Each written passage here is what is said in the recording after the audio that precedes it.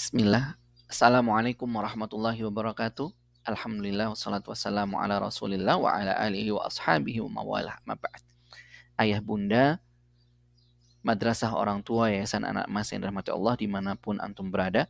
Alhamdulillah pada kesempatan pagi hari ini kita masih diberikan nikmat oleh Allah berupa nikmat kesehatan, nikmat kesempatan, nikmat berkumpul bersama keluarga, yang mana kita dapat menjalankan ibadah puasa dan juga ibadah lainnya di bulan suci Ramadan ini. Salawat dan salam tak lupa kita limpahkan kepada junjungan Nabi kita Nabi Muhammad Sallallahu Alaihi Wasallam, kepada kaum kerabatnya, sahabat-sahabatnya, serta kepada para ulama yang senantiasa membimbing kita kepada jalan yang benar. Ayah dan bunda yang rahmati Allah, tak terasa Ramadan telah berlalu beberapa hari. 10 hari pertama telah lewat, 10 hari berikutnya kita ada padanya, dan sebentar lagi kita akan menginjak pada 10 hari terakhir di bulan suci Ramadan. Ibarat seseorang yang mendaki gunung, maka kita belum sampai puncaknya. Allah memilih dari 12 bulan, Allah pilih bulan Ramadan sebagai bulan yang mulia. Kemudian di bulan suci Ramadan tersebut ada hari yang sangat mulia, yang mana puncaknya ada di 10 terakhir bulan suci Ramadan. Maka perjuangan kita di bulan Ramadan ini belum berakhir, tapi akan berakhir. Dan tentu kita ingin mengakhiri bulan Ramadan ini dengan baik, dengan husnul khatimah. Innamal a'malu bil khawatim. Sesungguhnya segala amalan itu adalah tergantung dari akhirnya, tergantung dari endingnya. Maka tentu kita ingin momentum Ramadan ini kita akhiri dengan baik. Berangkat dari firman Allah Subhanahu wa taala di dalam Quran surah Al-Fajr, Allah berfirman, wal fajri walayalin ashr. Demi waktu fajar, demi malam yang 10. Maka para ulama tafsir menjelaskan, ketika ada sumpah, Allah bersumpah dengan makhluknya, dan ini hanya kekhususan yang dibolehkan bagi Allah Subhanahu wa taala, maka tentu ada perihal penting yang ingin Allah sampaikan. Ada hikmah di balik Allah bersumpah dengan makhluknya tersebut. Contohnya di sini adalah walayalin ashr. Tentu ada hal yang istimewa di 10 hari atau di 10 malam ini. Para ulama tafsir berbeda pendapat tentang apa yang dimaksud dengan 10 hari ini. Apakah dia 10 hari pertama bulan Zulhijjah atau 10 hari terakhir di bulan Ramadan. Namun di sini Syekh Muhammad bin Shalih Al-Utsaimin rahimahullah menyebutkan bahwasanya yang rajih atau yang kuat adalah pendapat yang menyatakan bahwasanya yang dimaksud dengan walayalin ashr yaitu adalah 10 akhir Ramadan. Karena apa? Karena Allah juga telah bersumpah dengan kemuliaannya dan juga padanya terdapat Lailatul Qadar. Ada juga pendapat yang menyatakan yang lebih menggabungkan dua pendapat para ulama tafsir, yaitu apa? Yaitu adalah 10 siang hari pertama bulan Zulhijjah. Itu adalah lebih baik dari hari-hari setahun secara keseluruhan. Dan juga 10 malam terakhir di bulan Ramadan itu lebih baik dari malam-malam yang lainnya. Maka ini pendapat yang menggabungkan. Walayalin ashr. 10 terakhir bulan Ramadan. Ini adalah sangat mulia. Sangat mulia. Hal ini juga disebutkan bahwasanya karena Rasulullah sallallahu alaihi wasallam yajtahidu. Bahwasanya Rasulullah sallallahu alaihi wasallam sangat bersungguh-sungguh fil ashril awakhir, pada 10 malam terakhir, mala yajtahidu fi ghairi. Suatu hal yang mana beliau tidak bersungguh-sungguh seperti itu di luar malam tersebut. Artinya apa? Artinya Rasulullah SAW ketika Ramadan beliau giat beribadah. Disebutkan beliau giat berderma. Beliau mendirikan malamnya. Menghidupkan malamnya. Tetapi pada 10 hari terakhir bulan Ramadan, beliau lebih bergiat lagi. Lebih bersungguh-sungguh lagi. Para ulama menyebutkan beliau, Rasulullah SAW, biasanya menggabungkan antara tidur dan juga sholat ketika di malam bulan Ramadan. Tapi itu tidak berlaku pada 10 hari terakhir bulan Ramadan. Beliau yajtahidu, lebih bersungguh-sungguh lagi. Ya, tentu ini lebih mengajarkan kepada poin penting sekali. Ayah dan bunda yang rahmati Allah. Bahwasanya apa? Ketika kita merasa di 20 hari pertama bulan suci Ramadan, kita merasa ada amalan-amalan kita yang berkurang. Kita merasa ada yang terlewatkan dari bacaan Quran kita. Kita merasa kita lalai dari mendirikan sholat tarawih kita. Maka kita perbaiki pada 10 terakhir ini. Sebagaimana Rasulullah SAW lebih bersungguh-sungguh lagi di 10 terakhir bulan Ramadan ini. Hal ini juga dipertegas oleh istri beliau. Seorang istri tentu lebih mengetahui apa yang dilakukan oleh suaminya.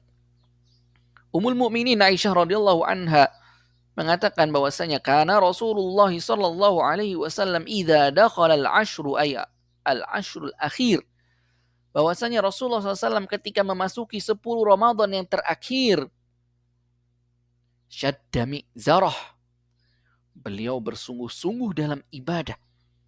Para ulama ketika menafsirkan syadda mi'zarah mengatakan bahwasanya ini sebenarnya arti secara tekstualnya adalah mengeratkan ikat pinggangnya lagi.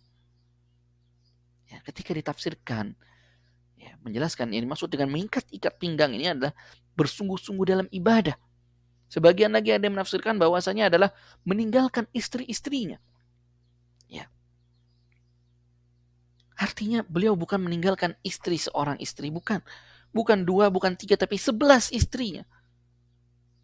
11 rumah beliau tinggalkan pada malam 10 hari terakhir di bulan Ramadan. Untuk apa? Untuk beribadah kepada Allah Subhanahu wa taala. Syadda mi'zarah wa ahya lailah, menghidupkan malam-malam tersebut dengan ibadah. Wa ayqadha ahla, bukan hanya sekedar beliau ingin menghidupkan sendiri saja, bukan sekedar meninggalkan lalu hanya menghidupkan malamnya dengan ibadah. Ibadah di sini umum. Wa ahya lailah, menghidupkan malamnya dengan ibadah, segala ketaatan. Bukan hanya sekedar menghidupkan malamnya saja, tapi beliau juga wa ayqadha ahlah, dan juga membangunkan istri-istrinya untuk beribadah.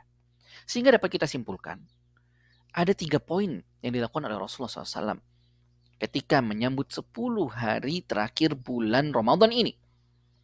Yang pertama adalah syadda mi'zarah, sungguh-sungguh dalam beribadah, menjauhi perkara dunia, urusan dunia, bisnis, ya, yang berkaitan dengan duniawi. Kita libur terlebih dahulu. Ya, kita istirahat sejenak. Coba kita berusaha untuk fokus di 10 terakhir bulan Ramadan ini. Fokus untuk beribadah sebagaimana Rasulullah SAW ya, beribadah. Ya, diistilahkan oleh Aisyah radhiyallahu anha syadda mi'zarah, mengikatkan lagi ikat pinggangnya untuk bersungguh-sungguh dalam beribadah. Berbisnis boleh, tapi hendaknya di 10 hari terakhir bulan Ramadan ini kita coba memfokuskan diri, mempergiat lagi amal ketaatan kita kepada Allah Subhanahu wa taala. Kemudian berikutnya adalah menghidupkan malam tersebut dengan ibadah, wa ahya lailah. Dan tentu sebaik-baik ibadah yang bisa kita lakukan itu adalah dengan mendirikan sholat tahajud. Ya, sholat tahajud.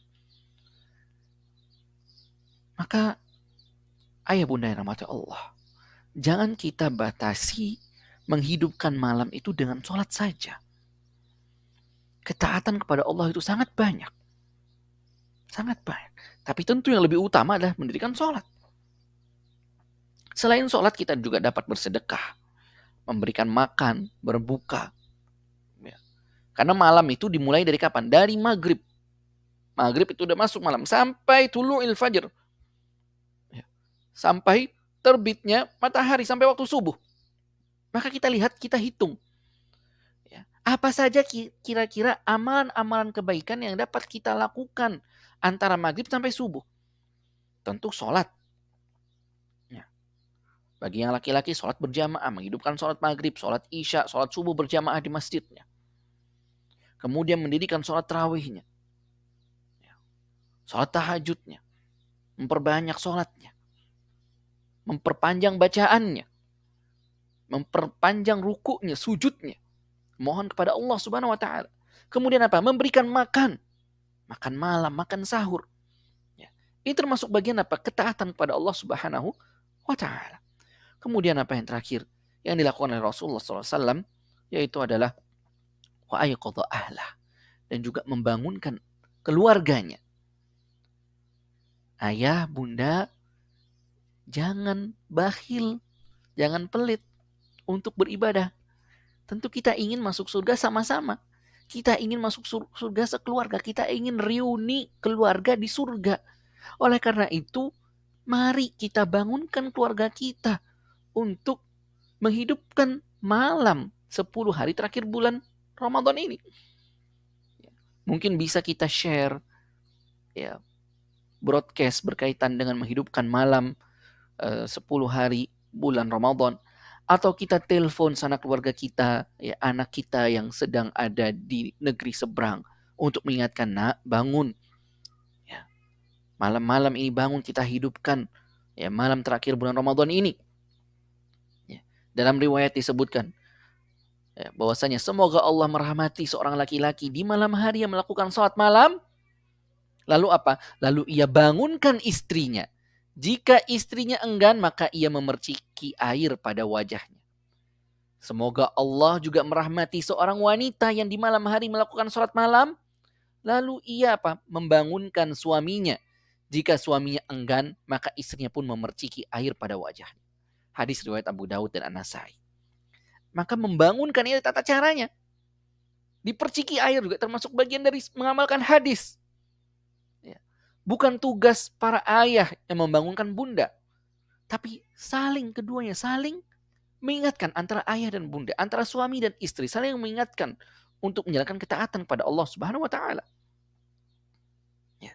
Dan ini lebih ditekankan lagi pada 10 hari terakhir bulan Ramadan. 10 hari bulan Ramadan ini juga di dalamnya ada malam yang mulia. Allah berfirman, Inna anzalnahu fi lailatul qadar.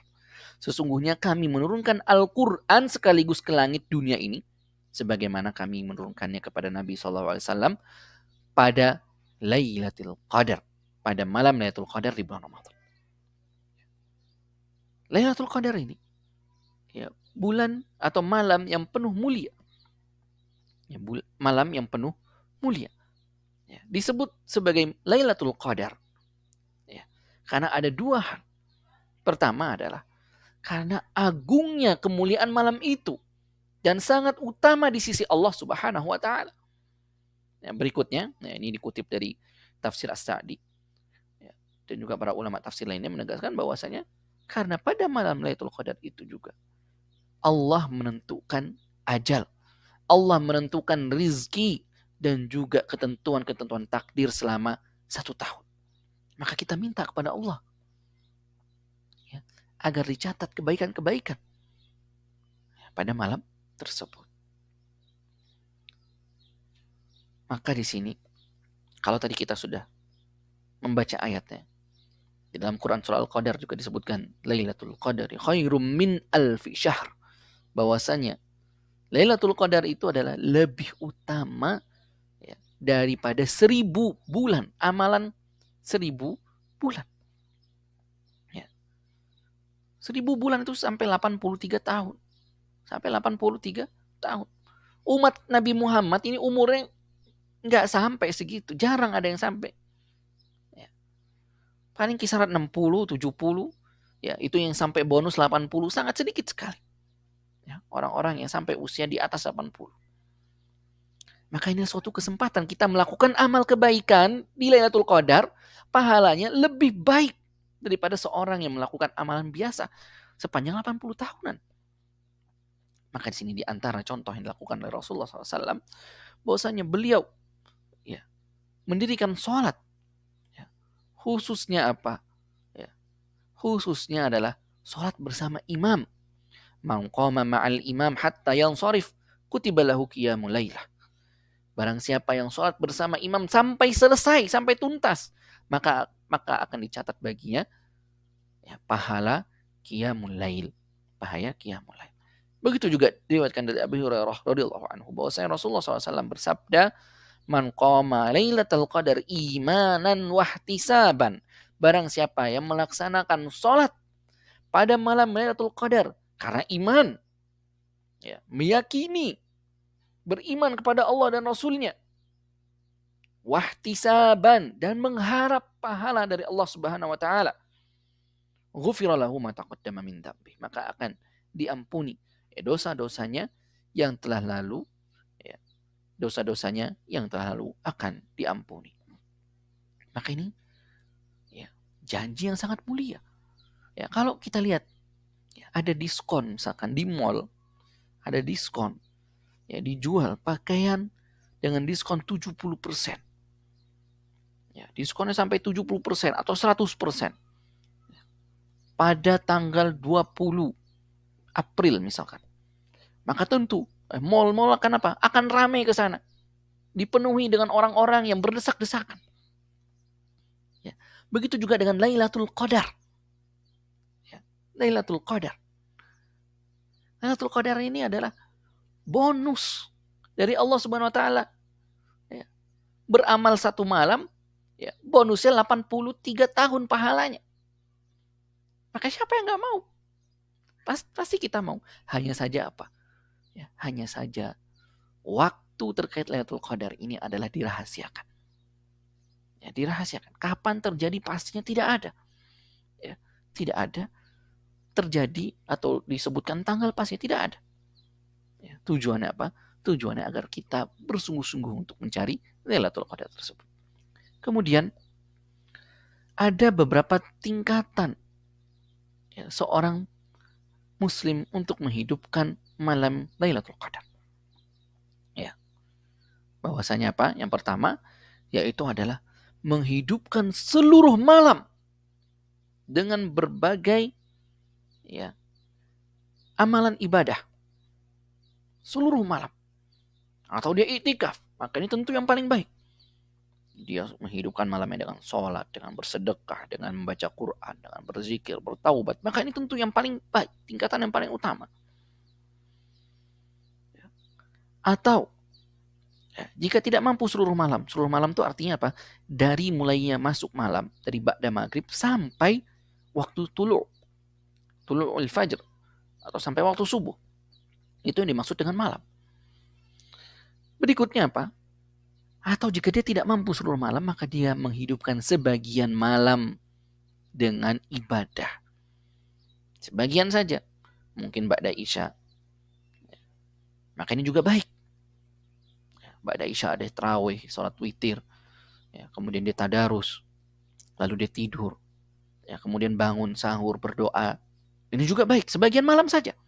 Jangan disia-siakan. Kalau tidak bisa yang pertama, tingkatan yang pertama, maka jangan sia-siakan kesempatan yang berikutnya. Tingkatan yang berikutnya itulah menghidupkan sebagian malamnya saja. Atau juga yang ketiga, yang terakhir. Yaitu apa? Mengerjakan sholat isya secara berjamaah dan bertekad ingin melaksanakan sholat subuh secara berjamaah juga. Dan ini adalah sesuai dengan pendapatnya Imam Syafi'i rahimahullah. Bahwasanya apa? Bahwasanya termasuk juga Imam Malik dan juga Imam Syafi'i, satu pendapat bahwasanya siapa yang melakukan sholat isya berjamaah dan juga sholat subuh berjamaah, maka dia telah menghidupkan malam tersebut. Ya, maka jangan sia-siakan. Di 10 terakhir bulan Ramadan ini, tolong para ayah dan bunda, ya, khususnya bagi para laki-laki, para kaum laki-laki, dan juga anak-anak yang sudah balik laki-laki, ajak ke masjid untuk melakukan sholat subuh dan juga sholat isya secara berjamaah agar kita tidak luput dari kemuliaan meraih Lailatul Qadar ini. Ya. Karena malam Lailatul Qadar ini adalah lebih baik daripada 1000 bulan, yang mana belum tentu kita bisa meraihnya di tahun berikutnya, tidak ada jaminan. Ya. Maka minimal tadi kadar minimalnya apa? Minimal sholat isya berjamaah, maka baginya pahala sholat separuh malam. Dan siapa yang melakukan sholat isya dan subuh berjamaah, ya, maka baginya pahala sholat semalam penuh. Ya. Dan ini tadi ya, sudah kita bahas bahwasanya inilah waktu atau keadaan minimal seorang untuk menghidupkan Lailatul Qadar, untuk mendapatkan Lailatul Qadar. Ya. Bertekad. Ya. Imam Syafi'i dalam Qaul Qadimnya menyebutkan siapa yang menghadiri sholat isya dan sholat subuh pada malam Lailatul Qadar, maka ia telah mengambil bagian dari malam tersebut. Dan ini tentu berdasarkan hadis yang diriwayatkan Imam Muslim dan Tirmizi, bahwasanya Rasulullah SAW bersabda, siapa yang menghadiri sholat isya berjamaah, maka baginya pahala sholat separuh malam. Dan siapa yang melakukan sholat isya dan subuh berjamaah, maka baginya pahala sholat semalam penuh. Kemudian di antara amalan yang bisa kita lakukan juga di 10 hari bulan Ramadan ini, yaitu adalah i'tikaf. Disebutkan dalam Al-Quran, wa antum akifuna fil masajid, sedang kalian beriktikaf di dalam masjid. Lalu juga dalam hadis disebutkan bahwasanya Rasulullah SAW beriktikaf pada 10 malam terakhir Ramadan hingga beliau wafat. Ya, kemudian istri-istri beliau pun juga melakukan iktikaf. Iktikaf artinya adalah berdiam diri. Artinya adalah berdiam diri di dalam masjid, melakukan ketaatan ibadah kepada Allah Subhanahu wa taala. Baik itu sholat, berzikir, ya, kemudian membaca Quran. Ini hal yang dilakukan oleh Rasulullah SAW semasa hidupnya. Dan ini merupakan sunnah muakkadah, bukan hal yang wajib. Ya, kenapa sunnah muakkadah, sunnah yang ditekankan? Karena Rasulullah SAW sepanjang hidupnya ya, sering melakukan iktikaf ini. Sering melakukan iktikaf ini. Bahkan setelah Rasulullah wafat, istri-istri beliau pun juga melakukannya. Ya, ada beberapa tingkatan iktikaf. Ya, iktikaf. Yang pertama yaitu adalah iktikaf 10 hari penuh. 10 terakhir bulan suci Ramadan penuh. Iktikaf, masuk ke dalam masjid ya, pada malam ke-21 dan keluar nanti ketika hari raya Idul Fitri. Dan ini yang sempurna, yang sesuai dilakukan oleh Rasulullah SAW. Masuk hanya untuk beribadah dan tidak keluar dari masjid, menjauhi hubungan suami istri. Ya. Fokus untuk dunia, untuk masalah akhirat. Ya. Dan dilakukan di masjid yang mana dalamnya dilakukan sholat Jumat. Tidak keluar kecuali untuk kebutuhan yang urgen. Ini adalah iktikaf yang paling sempurna yang dilakukan oleh Rasulullah SAW semasa hidupnya. Tingkatan berikutnya yaitu adalah jika tidak mampu maka iktikaf di malam hari. Pada malam hari. Artinya apa? Ialah bagi orang-orang yang bekerja siang harinya mungkin ada usaha atau ada uzur. Ya. Atau memang jika ada yang perlu dijaga di siang harinya, tidak bisa ditinggalkan, ada perkara yang tidak bisa ditinggalkan siang hari, maka jangan tinggalkan iktikaf di malam hari. Jangan tinggalkan iktikaf di malam hari. Tata caranya bagaimana? Tata caranya adalah ketika datang waktu maghrib, ya, maka masuk ke masjid, niatkan diri ini untuk iktikaf. Ya. Dan waktu minimal untuk iktikaf, para ulama berbeda pendapat, tapi pendapat yang lebih kuat, tidak ada batasan waktu untuk iktikaf. Waktu minimalnya tidak ada. Ya, maka berdasarkan pendapat ini, maka bagi para ayah dan bunda, kalau datang ke masjid untuk sholat maghrib, untuk sholat isya dan tarawih, niatkan juga, sisipkan niat iktikaf. Ya, menghidupkan malamnya. Datang ke masjid beriktikaf pada malam hari, keluar pada waktu subuh. Keluar pada waktu subuh. Atau jika tidak mampu juga pada malam-malam hari di 10 hari terakhir bulan Ramadan, maka beriktikaf pada malam-malam ganjil. Pada malam-malam ganjil. Ya. Karena Rasulullah SAW bersabda, taharru lailatul qadari fil witri minal ashril awakhir min Ramadan. Carilah Lailatul Qadar itu di malam ganjil dari 10 malam terakhir di bulan Ramadan. Malam 21, malam 23, malam 25, malam 27, malam 29. Cari. Hadis lain disebutkan, carilah Lailatul Qadar di 10 malam terakhir dari bulan Ramadan. Pada 9, 7, dan 5 malam yang tersisa. Ya. Cari. Ya. Maka kalau tidak bisa di seluruh malam terakhir, maka cari di malam ganjil. Kalau nggak bisa lagi di malam-malam ganjilnya, malam 21 nggak bisa, maka jangan lewatkan malam 23, malam 25, dan malam 27. Malam 23, malam 25, 27. Coba kita datang ke masjid, fokus, ya, niatkan iktikaf, ya, niatkan kita ingin mencari Lailatul Qadar. Ya. Dan memang di antara hikmah para ulama menjelaskan, kenapa kok Lailatul Qadar ini tidak ditentukan tanggalnya saja. Ya, tanggal 21 aja ditentukan. Tidak. Tujuannya adalah agar manusia berlomba-lomba untuk mencari, berusaha untuk mencari, agar lebih ikhlas dalam beribadah. Agar lebih ikhlas dalam beribadah serta berlomba-lomba mencari malam Lailatul Qadar ini pada 10 malam terakhir di bulan Ramadan ini.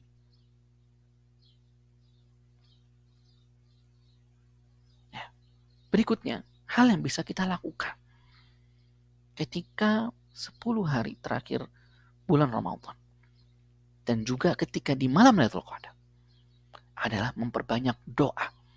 Memperbanyak doa. Hal ini sebagaimana yang diriwayatkan dari Aisyah radhiyallahu anha. Bahwasanya Aisyah ini sangat pintar sekali. Sangat cerdas pertanyaannya. Aku pernah bertanya pada Rasulullah SAW. Yaitu suatu hari yang mana aku tahu bahwasanya malam tersebut adalah Lailatul Qadar. Maka apa yang harus aku ucapkan? Maka Rasulullah SAW bersabda, ucapkanlah atau berdoalah, Allahumma innaka afuwun tuhibbul afwa fa'fu anni. Ya Allah, Engkau maha memberikan ampunan, maha memberikan maaf. Maka dan Engkau suka memberikan maaf, menghapuskan kesalahan. Karenanya maafkanlah atau hapuslah dosa-dosaku. Maka ini adalah doa yang dianjurkan untuk diperbanyak dibaca ketika 10 hari terakhir bulan Ramadan. Allahumma innaka afuwun tuhibbul afwa fa'fu anni. Ibnu Rajab menjelaskan bahwa di antara anjuran, dianjurkannya banyak meminta maaf atau meminta ampunan pada Allah di malam Lailatul Qadar setelah sebelumnya giat beramal di malam-malam Ramadan dan juga di 10 malam terakhir. Setelah banyak kita beribadah, kita sholat, kita baca, tapi dianjurkan lebih tekankan lagi untuk membaca doa, memanjatkan minta ampun kepada Allah Subhanahu wa taala.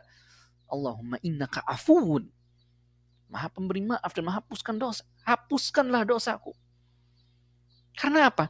Karena orang yang arif, orang yang bijak adalah yang bersungguh-sungguh dalam beramal, namun dia masih menganggap bahwasanya amalan yang ia lakukan bukanlah amalan atau ucapan yang baik.